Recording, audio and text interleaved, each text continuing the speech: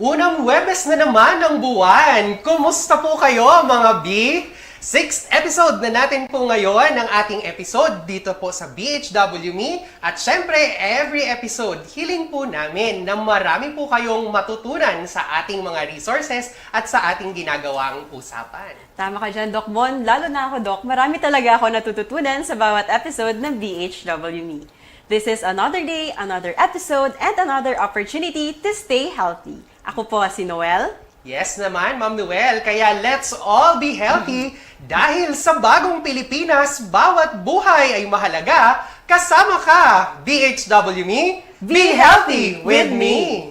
Ayan, Doc. Happy April po sa'yo, Doc. Yes, happy April, Ma'am. Alam mo ba, Doc, tuwing buwan ng April, yearly to, Doc, sineselebrate natin ang World Immunization Week. Wow, tama yan. Actually, Ma'am Noel, immunization, isa yan sa mga favorite ko na usapin, lalo na patungkol sa kalusugan kasi yan yung unang-unang assignment ko nung na-assign ako sa Department of Health. Ayan. So siguro, Doc, marami ka rin experiences tungkol sa immunization campaigns? Oo naman. So marami tayong pinagsamahang mga campaigns, kasama natin yung ating mga, of course, yung mga BHWs, yung ating mga HRH, doctors, nurses sa buong Bicol region at actually buong Pilipinas. Dahil naniniwala tayo actually na ang pagbabakuna ay isang pamamaraan para makapagligtas ng buhay. At actually this year, ang theme ng ating celebration, ng ating Immunization Week ay magpabakuna na! Long life for all, kaya sa healthy Pilipinas. Ayan, Doc. Kapag may mga ganitong celebration po, kadalasan hina-highlight natin yung mga immunization campaigns, di ba, Doc? Pero sa episode na ito ay babaguhin po natin yon. Ibibida po natin ang mga tao sa likod ng mga programa o immunization campaigns na ito. At ito ang mga BHWs. Ayan, nakakatuwa. Actually, na-excite ako, Ma'am Noel. Kasi title ng show natin, BHW Me. Tapos, alam natin na napakalaki ng role na ginagampanan ng ating mga BHW sa ating community para gawing healthy ang lahat ng mga families na naka-assign sa kanila. Sila actually talaga ang backbone. Kahit sa immunization, napakalaki ng ginagawang tulong ng ating mga BHW sa mga campaigns natin para mapataas ang bilang ng napoprotektahan sa immunization. At syempre, ibibida natin yan ang ating mga magigiting na mga bakunador. At syempre, itataon na rin natin yan dahil syempre, sineselebrate din pala natin, Noel, ano nga ba sineselebrate natin tuwing araw ng kagitingan? Tama ba ako? Yes! Araw ng kagitingan. Kaya syempre, isi-celebrate natin ang magigiting natin ng mga health workers. At gaya nga ng sinabi mo, Doc, sila ang inspirasyon ng ating show. Di ba, Doc? Ang Yes. BHW Me. Para sa kanila talaga itong show na ito. Para sa episode na ito, una nating makakasama si Miss Christine Mirasol Bansil, isang BHW mula sa TV Albay. Yan. Hello, ma'am. Good Hello afternoon po. Good afternoon din Good po. afternoon po, ma'am. Ano pong gusto niyong tawag po namin sa inyo, ma'am? Tina lang po. Ayan. Good afternoon po, Ma'am Tin. So, ako po si Doc Mon at ito naman po si Ma'am Noel. Hello po. Good Ayan. afternoon. Doc, balita ko, si Ma'am Tin pala yung na-awardan na Outstanding BHW noong 2022.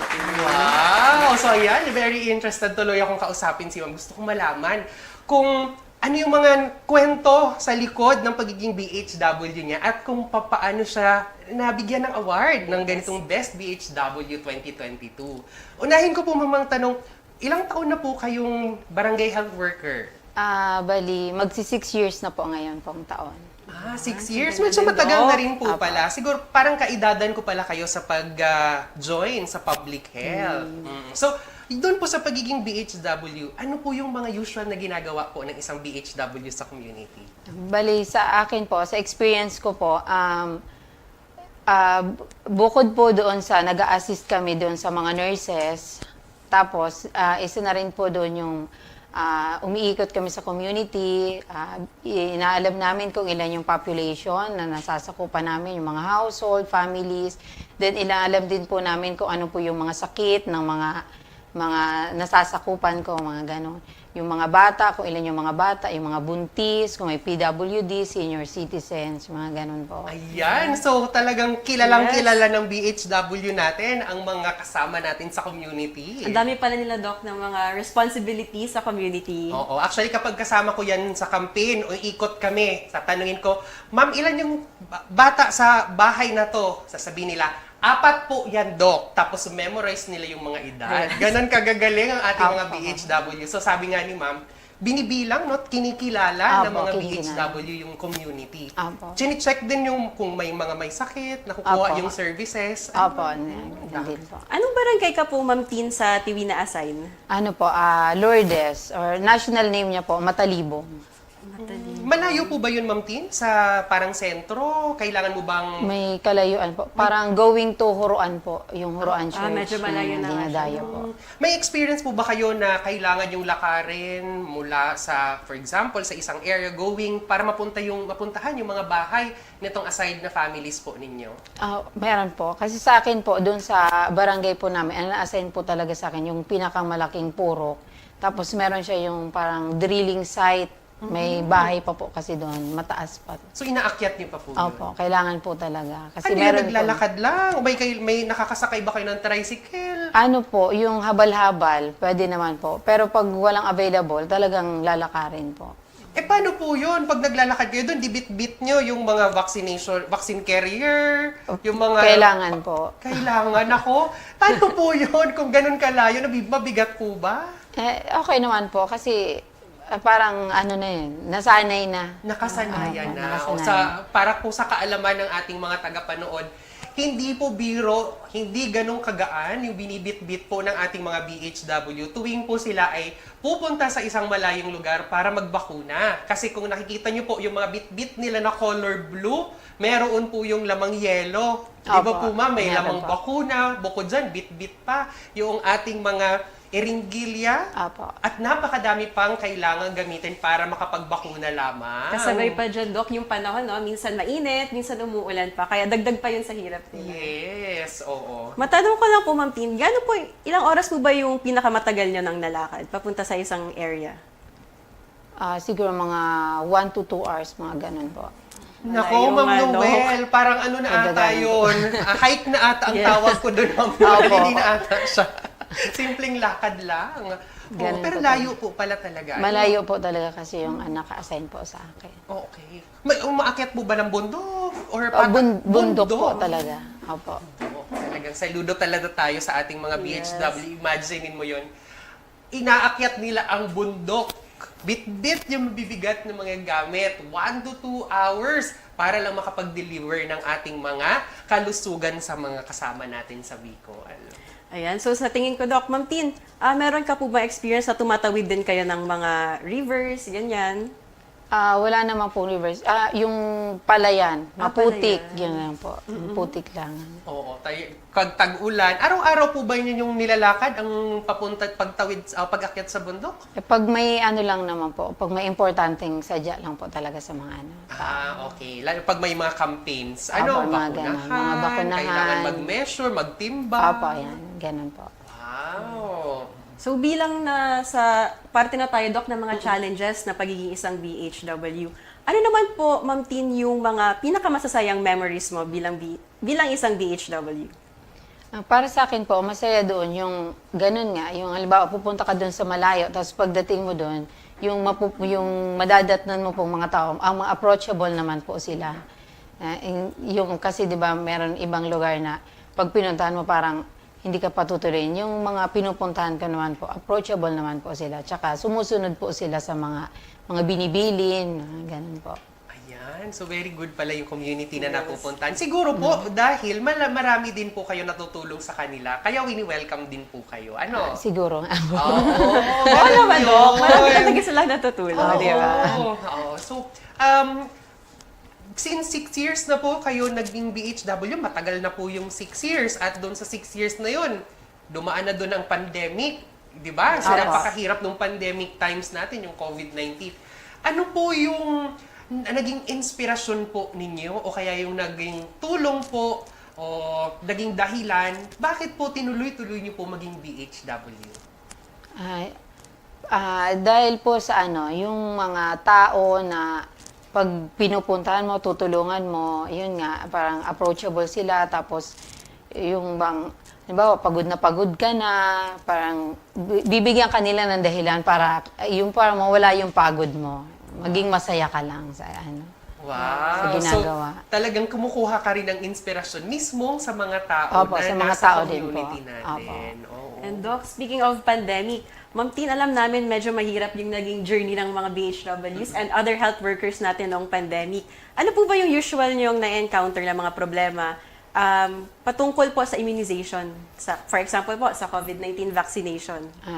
During COVID-19 vaccination po, ang mahirap lang po doon, yung may mga tao kasi yung parang taliwas yung paniniwala nila sa bakuna. Yung kailangan mo pang yung ulit-ulitin, yung pagpapaliwanag sa kanila kung ano talaga yung importante na makukuha nila, yung mga benepisyo makukuha nila sa bakuna para lamang mapapayag po sila na magpabakuna talaga. Pero napapapayag nyo naman po, ma'am. Nung mga di ba yung bago pa lang parang ayaw pa nila, lalo na yung mga nauso yung mga balita sa mga cellphone, sa mga yung parang may mga namamatay.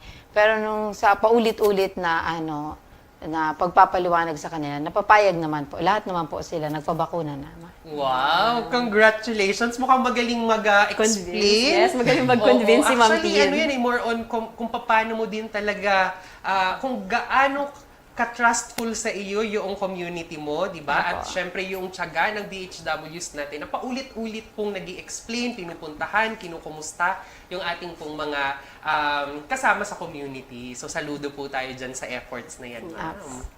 Ma'am Tin, matanong ko lang po, ano yung pinaka-memorable part naman ng pagiging BHW? Siguro yung pinaka-memorable doon, yun yung na-awardan ako ng Wow! ng pagiging outstanding. Hindi ko nga alam kung bakit. Basta nalang sabi nila outstanding daw.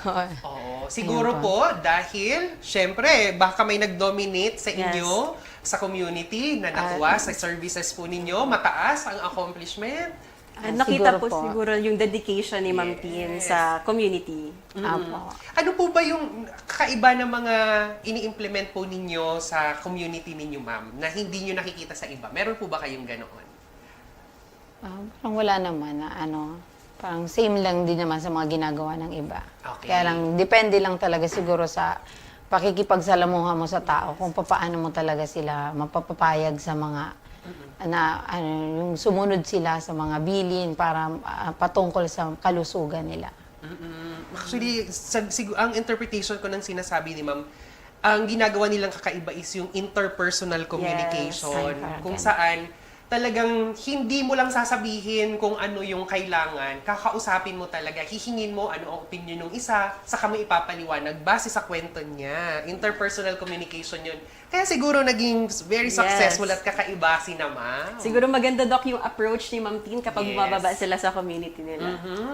Okay. So, may mga kwento-kwento, Ma'am Noel, at pag nakakausap ko mga BHW, ito natutuwa ako. Kasi may mga kwento na, naku, Doc, na-experience na po namin, hinabol kami ng aso. Na-experience mo na ba yun?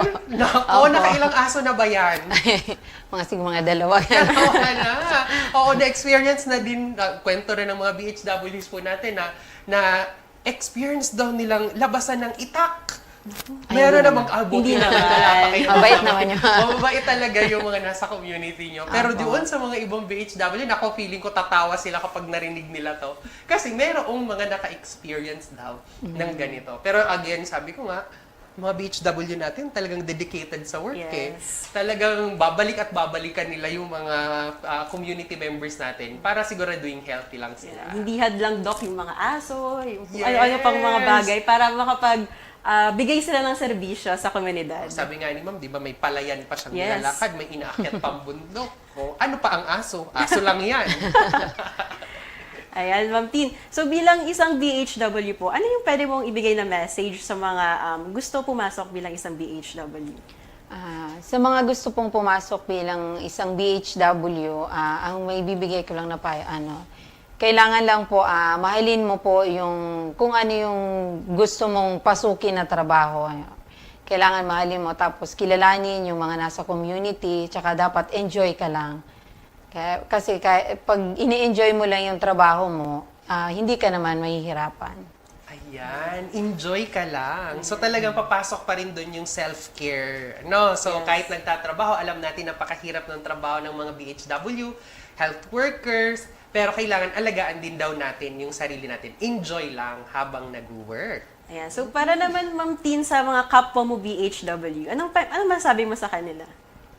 Sa mga kapwa ko BHW, ayun, kahit nahihirapan, laban lang. lang. Tungkulin natin talaga yung yung pangalagaan yung mga tao sa ating komunidad. Ayan. So talagang kailangan talagang may mga BHW kasi sila ay katulong natin Yes. sa community. Yun yung sinasabi ni Ma'am sa atin. At dapat, Doc, nasa puso natin ang public service talaga.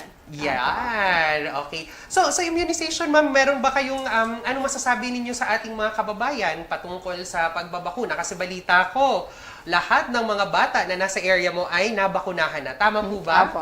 Wow! Congratulations! So, bigyan mo naman kami ng tip. Ano yung mga ginawa mo para masiguradong yung mga bata na nasa mga pamilyang assigned sa inyo ay kumpleto ang bakuna? Doon sa mga nasasakupan ko, sa tulong din ng mga nurses na nag-handle sa amin, ayun, yung mga paliwanag, napapaliwanagan sila ng maayos, kaya napapapayag po silang magpabakuna, yung halaga ng bakuna. Okay. So, naging partners talaga ng BHW, katulong yung mga nurses natin, Apo. para lang maging successful. Talo pa ata ako ni Ma'am eh. Kasi ako hindi ko napabakunahan lahat ng Bicol. Pero si Ma'am, nabakunahan niya lahat ng kanyang members ng community. Yes. Tumambling na ako nun, Ma'am Noel, ha? Nag-jingle na ako, kumanta na ako, nag-TikTok pa ako. Tumawid ka rin, Doc, ng bundok. Tumawid din ako ng bundok, pero hindi umifect masyado. Pero si Ma'am, kinaya niyang bakunahan Yes. lahat. Ayan, at dahil nga, Ma'am Tin, saludo kami sa iyong dedikasyon bilang isang BHW, tanggapin mo po ang simpleng regalo mula sa DOH Bicol CHD. Ayan! Thank you so much po. Ayan, congratulations ma'am sa pag-share niyo po ng inyong time and of course yung kwento din po ninyo bilang BHW. Pero syempre, hindi pa po dyan nagtatapos ang ating show. Mamaya po ay kikilalanin din po natin ang isa pang community champion patungkol po sa immunization. Ayan, dyan lang po kayo. Huwag kayong aalis dahil magbabalik ang BHW Me. Be healthy with me!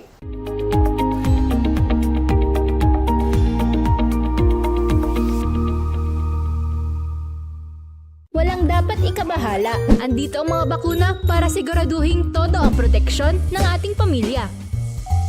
Bakuna ang pinakamainam na panlaban sa mga vaccine-preventable diseases. Sa mahabang panahon, ang bakuna ay napatunayan ng ligtas at epektibo. Para sa karagdagan impormasyon, pumunta na sa pinakamalapit na health center o i-follow na kami sa Facebook. Let's get vaccinated for a healthy Pilipinas. Isang paalala mula sa Department of Health. May mga sakit dyan na pwedeng maiwasan kung mapabakuna si baby. Protektado siya, may bakuna para dyan. Sakit ang maiiwasan, may bakuna para dyan. Kaya mo unaan. May iba't ibang bakuna para sa iba't ibang sakit. Tulad ng BCG vaccine kontra tuberculosis. May Hep B vaccine, may bakuna para dyan. May bakuna sakit ang maiiwasan, may bakuna para dyan. Kaya mo unahan. May Beta vaccine para iwas tetano, Hepa B, meningitis, diphtheria. Pangontra rin ito sa pertussis at pulmonya. May OPV at IPV pa ang polio vaccines niya. Ipa-PCV mo na, meningitis at pulmonya. May MMR vaccine ng tigkas, Spike, German measles. Kayang-kaya niyang iwasan dami ng mga diseases. May bakuna para dyan. May bakuna para dyan. Sakit ang maiiwasan. May bakuna para dyan. Kaya mo na para dyan.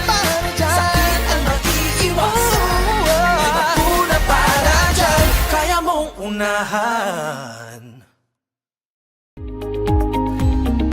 At nagbabalik po ang BHW Me. Be healthy with me! At ayan nga, Ma'am Noel, nagbabalik po tayo ngayon. Pero kanina, nakilala natin ang ating BHW na si Miss Teen. So, ang dami na nating kinalaman tungkol sa kwentong buhay niya, sa experience niya bilang BHW, at kung papaano siya naging awardee. Yes, outstanding BHW. At kanina nga, na-mention nga niya na nakuha niya daw yung award na yun dahil maganda yung tulong sa kanya, maganda yung naging collaboration nila nung RHU at nung nurse na kasama niya. Wow, sino kaya yan, Doc? At ngayon, nakakatuwa kasi kasama din po natin ngayong hapon yung nurse na tinutukoy mismo ni Ma'am Tin. Yan. Ngayong hapon po ay makakasama natin si Sir Rick Anthony Calais, ang tinanghal na Outstanding HRH for 2022. Ayan, good afternoon po, sir. Afternoon po, Doc. Good afternoon, Afternoon sir. po, ma'am. Ayan, una po sa lahat, congratulations sa pagkapanalo Thank you, po sir. ninyo Thank you, noong award po natin. At nakakatuwa kasi partner pala kayo ng Best HRH at ng ating Best BHW. Okay, so ngayon pag-uusapan po natin, sir. Una po gusto ko pong malaman, ilang taon na po kayong ng HRH? Nag-umpisa po ako, Doc, ng HRS ng 2019 until the present po. 29. So, nag-start po ako, Doc, ng PHA program ako noong 2019 until after 6 months na in-upgrade po ako ni Ma'am Tricia na NDP noong March 2020 na po, sorry. So nagsimula ka Public pala exam. as yung mga public, yung PHAs Yes. natin, Yes po, ano? So, before kang mag-HRH. Yes, Doc. So, nahasa ako, Doc, muna sa advocacy campaigning sa IAC sa barangay, sa community bago ako naging NDP. Okay. Sige. Mukhang interesting to. Halos magkasabay silang pumasok ng kanyang Yes. BHW. Actually, mukhang magkakabatch tayo kasi ako pumasok 2018 lang din. Ikaw, Ma'am Ayan. Noel. Sir Rick, matanong ko lang po, ano po ba yung pagkakaiba at pagkakapareho ninyo sa mga BHW? Actually po, sa pagkakapareho namin sa BSW, ang tanging nag-iisang pagkakapareho namin ng mga BSW, yung puso namin sa pagsilbi. So, pare-parehas kami ng puso, ng dedication.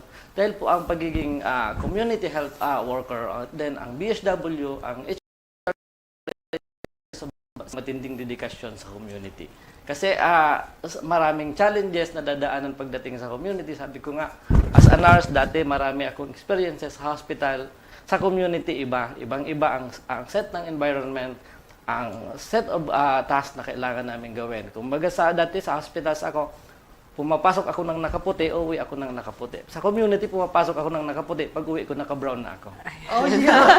So, sa BSW, sorry, Doc.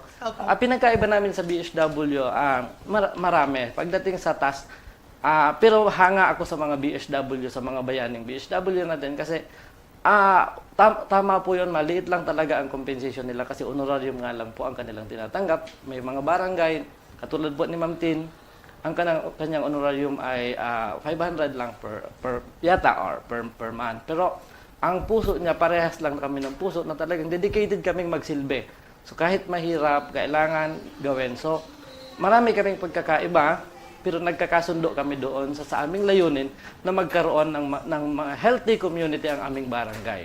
Okay. So, Ma'am Noel, nakakatuwa yung Yes. statement ni Sir, no? Papasok siya sa community, nakakaputi ang damit. Paglabas niya, ay kulay brown na. Yes. So, siguro maraming pinagdaanan, maraming sinuong. Gusto ko tuloy itanong, ano po yung cause? Bakit ganun ang nangyayari? Ano yung mga usual na challenges at pinagdadaanan sa maghapon? Kasi Doc, sa amin mostly sa community, mas marami ang oras namin sa field. So kailangan namin magbahay-bahay, kailangan namin na ilapit ang aming mga sarili, ang serbisyo namin sa mga tao, sa mga bahay. Kasi mas marami pa ang dapat naming suyurin para makita namin yung totoong problema sa community. So kailangan naming bumaba sa kanilang level, kailangan naming lumapit sa kanila kung hindi nila kayang lumapit sa amin para malaman namin na mayroon pala silang mga health problem na hindi natutugunan dahil wala silang kakayahan na lumapit sa mga health center facilities. So kaya ito ang trabaho namin bilang community health worker na ilapit sa kanila, ibaba sa level nila ang mga serbisyo publiko na binibigay ng ating Department of Health. So, marami po talagang challenges. Minsan, pumapasok kami ng tag-ulan. So, rain or shine, kailangan naming magtrabaho. Lalo pag marami tayong kailangan tapusin, mayroon tayong mga bakunahang bayan na kailangan nating suyurin kahit yung mga nasa taas na bundok, kahit yung pinakahuling bahay sa taas ng bundok, sa gitna ng kabukiran, kailangan nating isa-isahin, kailangan nating puntahan. Dahil ayaw natin na may maiiwan pagdating sa ating paglilingkod sa bayan. Oh, so ramdam na ramdam ko, Oo, Doc, yung nangingilabot nga dedication ako. talaga ni Sir Rick. Yes. Oo, nangingilabot ako. Kasi ganun talaga yung kwento, no? Yes. So, may mga health workers. Ako, nag-work ako sa hospital. Aantayin kung dumating yung pasyente sa akin para i-manage ko siya. Tama. Pero nung nasa public health na tayo ang naghahanap mismo ng mga pasyente na akala nila ay malusog sila, pero alam natin na may kulang at gusto natin yung ibigay sa kanila. Kaya talagang totoo yun. Tama, binabahay-bahay. Opo, Doc. Oo, so siguro nakwento kanina ng ating BHW, si Ma'am Tin. Talagang sinusuong daw niya yung mga Umakyat siya ng bundok. Doc. palayan. Yes. Tapos umaakyat siya ng bundok. Kaya nagiging brown na yung kulay ng damit ni Sir. Yes po. Yes, Doc. Oo, sige. Meron ka bang mga, kasi challenges ito, no? Sa vaccination, ano yung mga na-encounter mo na pinakamatinding challenge sa pagbabakuna? So marami tayong challenges sa pagbabakuna. Unang-una yung ating mga logistics and supplies. Pero mas nahirapan kami pagdating doon sa demand generation. Yung pagpapaliwanag doon sa ating mga recipient, sa mga tao, sa mga magulang ng mga bata, kung bakit kailangan nila ng bakuna. Kasi marami kaming kinakaharap na mga challenges sa barangay, especially doon sa kanilang mga lumang paniniwala. Madalas namin naririnig na, lalong-lalo na yung mga matatanda, yung mga lola mostly ang nagiging sagabal sa aming pagpatupad ng mga bakuna kasi may mga ugali pa kaming nakikita doon sa mga lugar na sinasabi nila bakit bakit dati kami wala namang bakuna. So kailangan namin as a health worker hindi kami kailangan tumigil. Kailangan namin ipaliwanag na kung bakit nung araw pwedeng walang bakuna, bakit ngayon kailangan na ng bakuna. So kailangan namin katulad po ng polio, kailangan namin ipaliwanag, nung araw, marami kayong makikitang polio. So, sunod na kanto, sunod na barangay, may polio case kayong makikita. Pero ngayon, wala na kayong nakikitang polio. So, kailangan namin ipaliwanag yon na dahil doon sa aming tuloy-tuloy na kampanya ng bakuna, dahil sa pagbibigay namin ng bakuna at pagtanggap nyo ng bakuna, wala na tayong nakikitang polio. So, yun pa ang kailangan namin i-conquer yung kanilang mga lumang paniniwala, yung mga kaugalian, mga maling informasyon, lalo pa po ngayon, na usong-uso na ang social media. Maraming kumakalat sa social media, mga wrong informations, mga misleading information katulad ng ating COVID-19. May hinahirapan kami nahirapan kami ipaliwanag kung bakit kailangan natin ng bakuna ng COVID-19. Marami ang hindi tumatanggap kasi maraming mga negative information silang natatanggap. Katulad nung sabi nila, pag sila nagpabakuna, magiging silang zombie. So, ginagawa ko po yun, ipinapaliwanag ko sa kanila bakit kailangan natin tanggapin ang bakuna at hindi totoo yung magiging tayong zombie. Pero ginagawa ko na lang yun sa paraan na mas maiintindihan nila ako. So sabi ko nga, ginagawa ko na lang biro, sabi ko sa kanila, kung tayo magiging zombie dahil sa bakuna, mas magaan na ang buhay natin. Hindi na tayo kailangan maghanap buhay para kumain. Yung lahat na makasalubong mo, pwede mo nang kainin. So, ginagawa ko na lang siyang biro. Pero natatanggap naman nila yung mga, until sa time na nakukuha ko na yung attention, naiintindihan nila kung bakit kailangan natin ang bakuna. So, kailangan talaga natin yung ipaliwanag. Importante talaga yung pagpapaliwanag at buti napakasisipag po ng ninyo po magpaliwanag. No? Buti Opo, hindi Doc. po kayo nasasabihan na napakakulit niyo po magpaliwanag.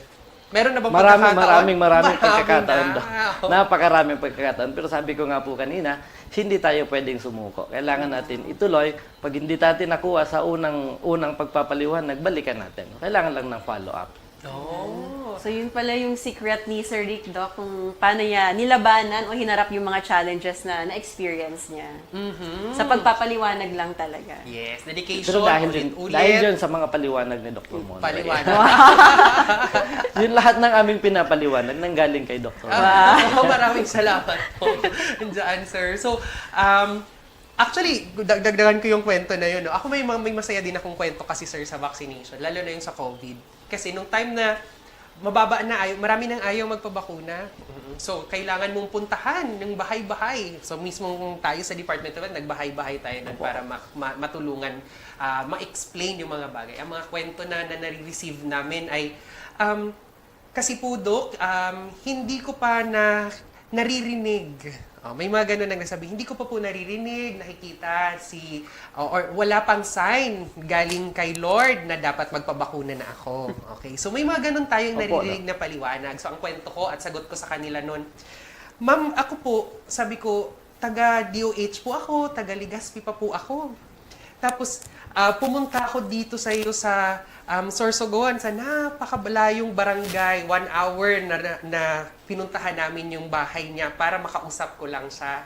Sabi ko, hindi po kaya ito na yung sign na pinadala sa inyo ni Lord para magbabakuna ka na. O, yun. So, may mga ganun tayong mga kwento na out of the usual na na-experience natin. Pero ito yung mga, kapag nakausap mo talaga yung mga kapwa natin na Bicolano at na-explainan mo, nakausap mo, interpersonal communication, nagpapabakuna talaga sila kasi nakaka-connect ka sa kanila. Opo, Doc. So, yun. Ikaw, Ma'am Noel, napuntahan ka ba ng ating mga HRH nung bakunahan? Nung bakunahan kasi, Doc, kusa akong pumunta. Yan. Wow! Alam ko kasi yung importance talaga ng pagpapabakuna. So, hindi ko na hinintay na puntahan ako or tawagan kami, ganun. Kusa na akong pumunta. Ayan. Hopefully, ganyan yung attitude ng ating mga kababayan. Yan. So, Sir Rick, kanina napag-usapan po natin yung challenges nyo bilang isang HRH. So, ngayon, pwede mo po ba i-share sa amin yung mga masasayang memories mo naman bilang isang HRH? Marami kaming masasayang experience doon lalo nung actually nung time natin ng laban ng COVID-19, masaya kasi lalo kaming lumakas na as a team. So, naging masaya ang aming samahan. So, mahirap, marami kaming kailangan tapusin, maraming pasyenteng kailangan bakunahan, maraming advocacy na kailangan balik-balikan. So, mas maging masaya yung aming relasyon bilang mga HRH kasi nagkasundo-sundo kami. So, kasi iisa na lang yung aming layunin, ang matapos namin ang pandemya at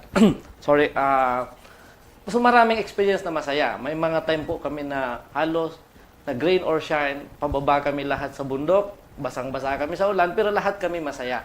So yun yung tipong pumupunta kami sa bundok, wala kaming mga baon, pero pag uwi namin may mga dala na kaming prutas, may dala kaming kamote. So yun ang isang nagpapasaya sa amin, yung makita namin na masaya sa amin yung community. So, makita lang namin yung komunidad na happy sila, napuntahan namin sila, masaya na kami doon bilang HRS. So, maraming nagpapasaya sa aming mga HRS. Isa na doon, yung makita ko lang yung mga bata, na wala na ako nakitang bata na nagsasuffer doon sa mga immunisable diseases, happy na kami doon. So, maraming bagay ang dapat namin ikasaya. Ayan. So, yun ba, Sir Rick, yung naging inspirasyon mo o nagtulak sa'yo para magpatuloy ka bilang isang HRH? Yes po.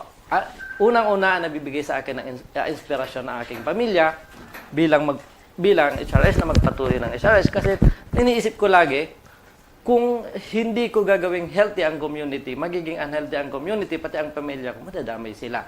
So, pangalawa, inspirasyon, pangalawa yung komunidad. So, basta nakikita, sabi ko nga po kanina, makita namin healthy ang community, masaya na po kami. Motivation yon para sa amin. So, makita namin silang nakangiti, na walang sakit, motivation na po yun para sa amin. Inspirasyon yun para sa amin. Ayan. So, feel ko, Doc, yung dedication talaga ni Sir Rick. Kanina pa, habang nagsasalita siya, ramdam na ramdam ko talaga, Sir Rick.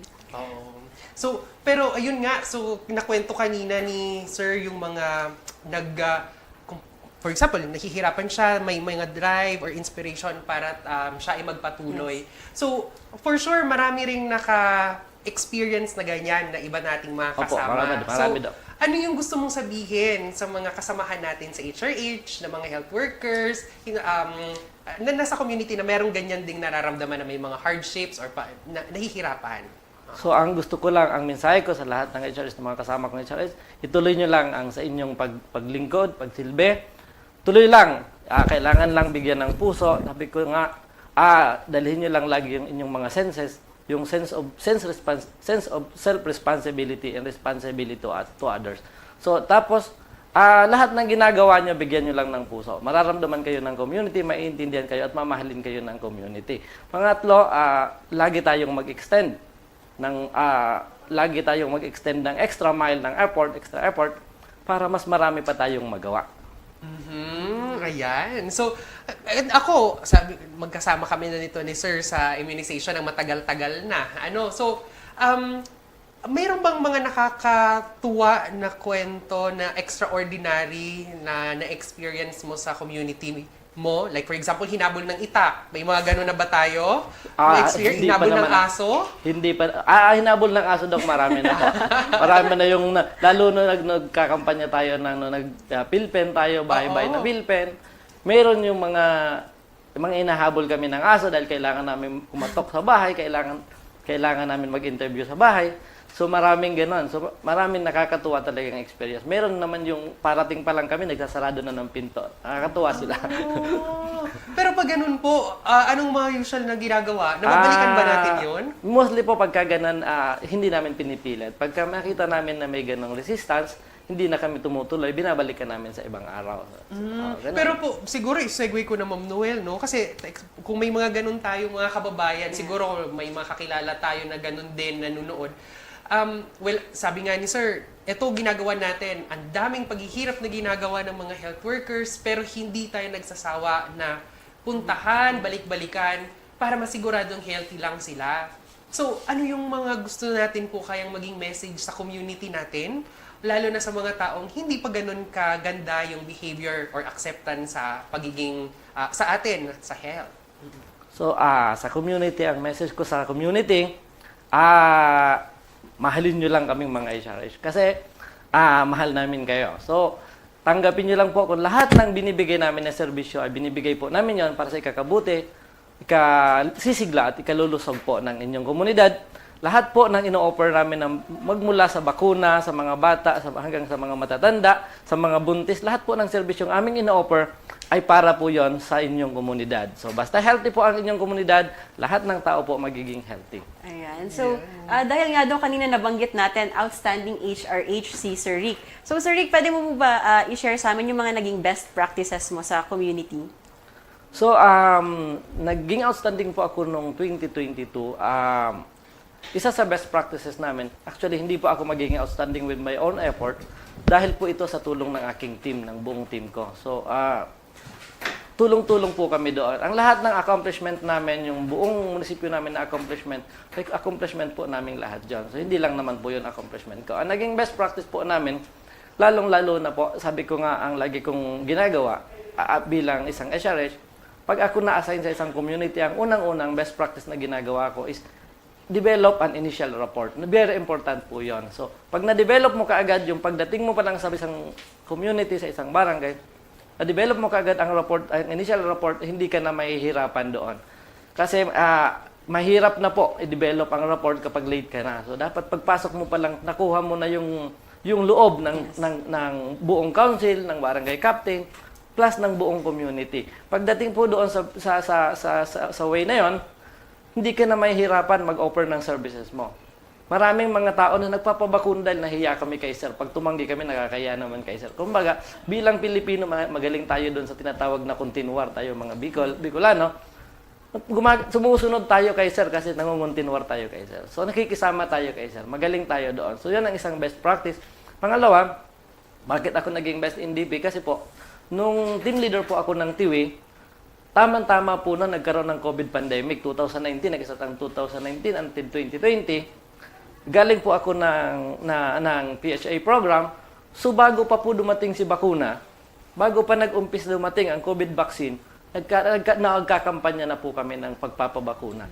Inunahan na namin yung mga negative advocacies na dapat bago pa dumating si negative advocacies, mauna na yung positive advocacy. So, hindi pa po yun dumadating yung bakuna. Ang buong munisipyo po ng Tiwi, kasi na-assign po ako sa Tiwi, ready na po kami. Kasi kung maalala po ninyo, sa Tiwi, nung nag-umpisa tayo ng bakuna, binigyan lang kami ng 200 na vaccine doses. Ang dumating sa amin na matatanda sa senior citizen, ang inuna natin, dumating sa amin is 400. Nag-away pa sila sa labas. So, ibig sabihin, maganda yung naging impact ng aming advocacy. Kaya, hindi po sa pagmamayabang, si municipality po ng Tiwi, nagpangalawa kami lagi sa top ng accomplishment doon sa COVID-19.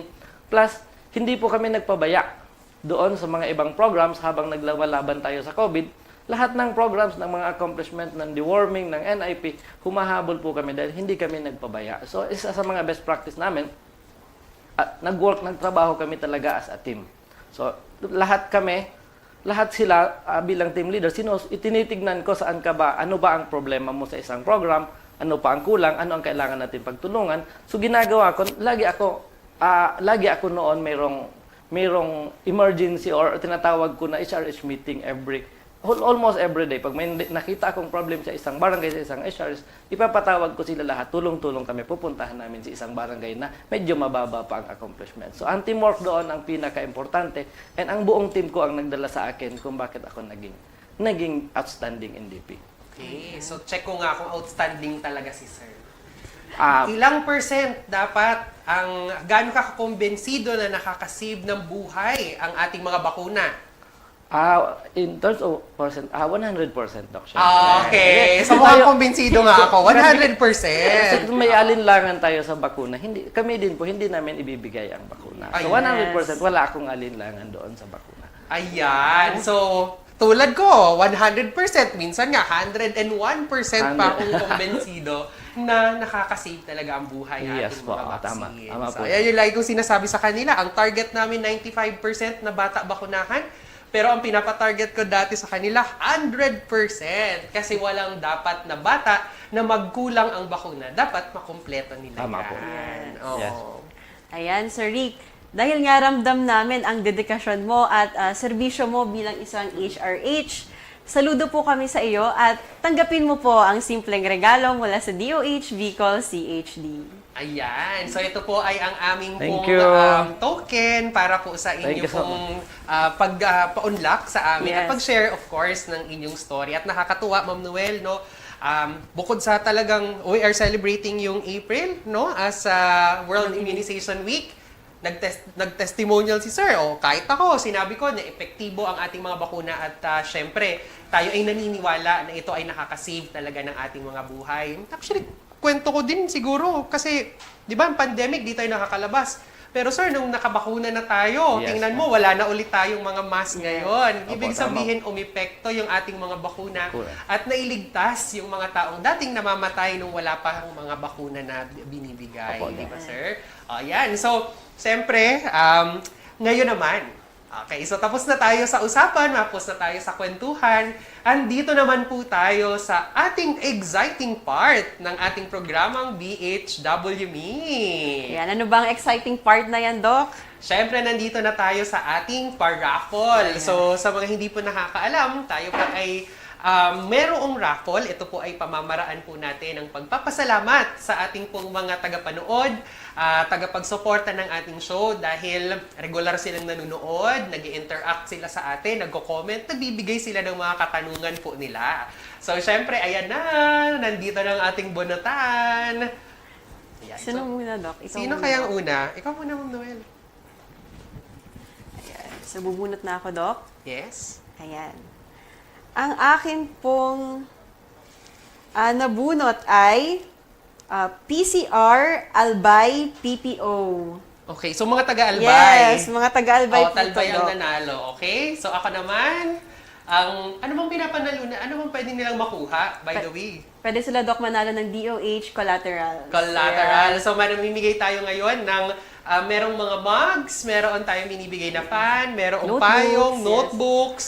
Ayan, papadala po namin yan sa inyo kapag po kayo ay nabunot. So, ang nabunot ko naman po ay si Neovi Garcia. Hindi ko alam kung tama yung pagkakapronounce ko, pero Neove Garcia. Yun po yung nabunot ko naman po. So, magko-coordinate Yes na lang po. po si Ma'am Noel sa inyo para po sa ating po Ayan. mga premyo kung paano nyo po yan makukuha or mapapadala po namin sa inyo. Ayan, hintayin niyo lamang po yung aking message. Yes. So, kung kayo man po ay merong mga katanungan sa anumang paksa tungkol po sa kalusugan, maaari nyo po yang i-message po sa amin sa pamamagitan po ng aming Facebook page o kaya naman ay i-comment nyo po sa aming mga Facebook Live para po sa mga susunod na pagkakataon ay masagot po natin yan. Ayan. So, next week po, abangan ninyo dahil ang ating topic ay tungkol sa malaria. Kaya, katulad po na sinabi ni Doc Mon, kung kayo ay may mga katanungan, mag-message lamang po kayo sa aming Facebook page. Ayan. So, Ma'am Noel,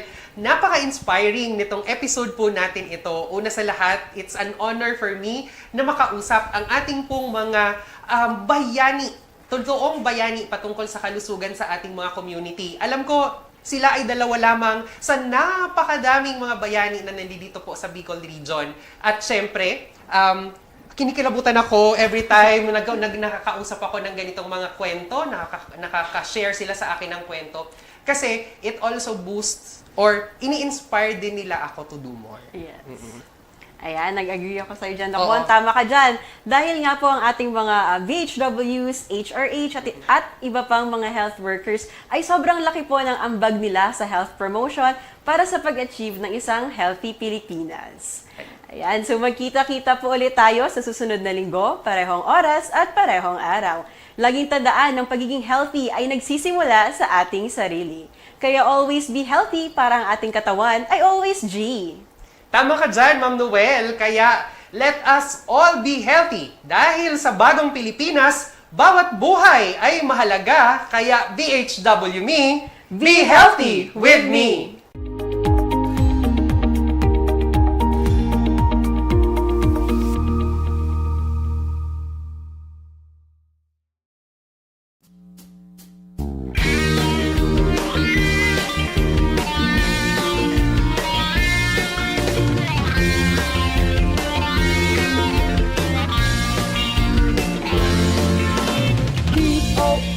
DOHCHD, DOHCHD, Servisyo sa Ludicolo. Ika ako, kita gabos, magkarabang, magkaigwang, maray na salud. DOH, may dekalidad na servisyo.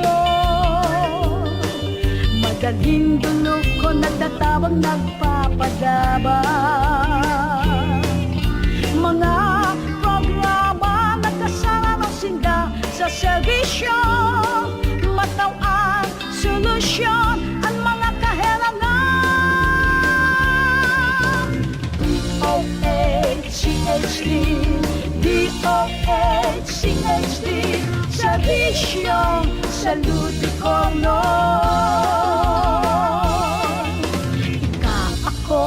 Kita gabos, magtarabang, magkaigwang, maray na salud.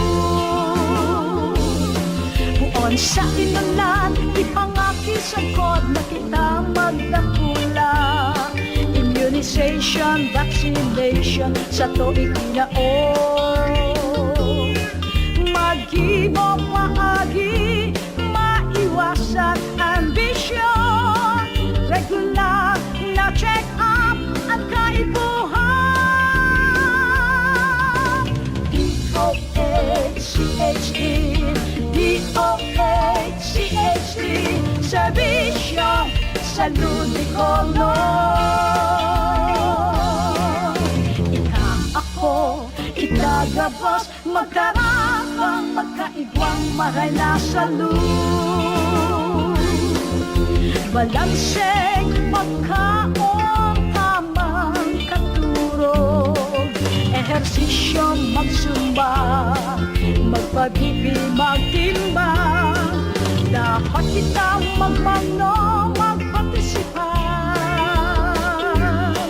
Ano man sa tindang relihiyo, natinda sa buhay.